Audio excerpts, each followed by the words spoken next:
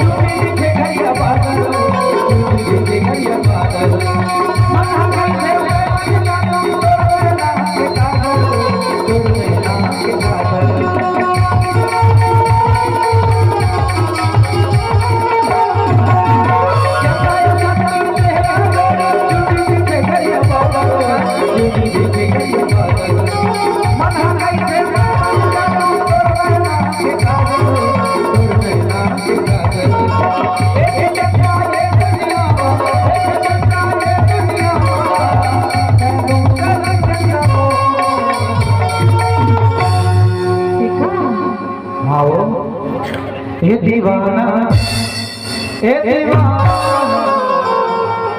ये दीवाना ये दीवाना ये दीवाना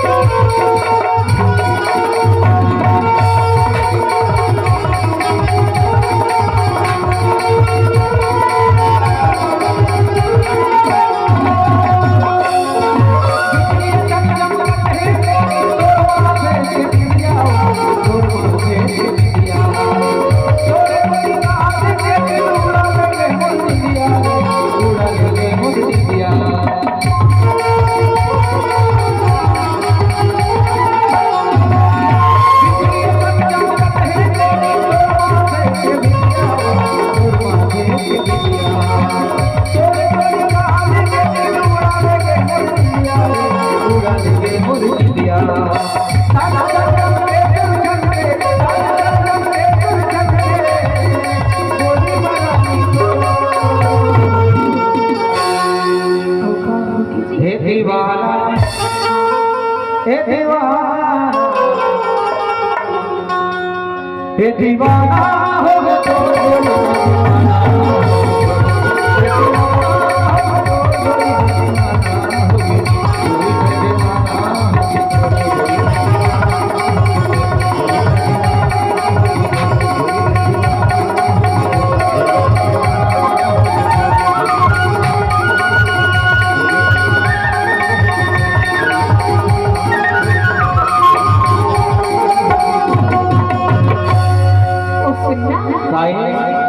दीवाना हो गया कथा तब हम तोर प्यार में हो दीवानी हलो हो गए होगा। अच्छा सही बात कैसे तभी बता का कथा अरे दिल का जी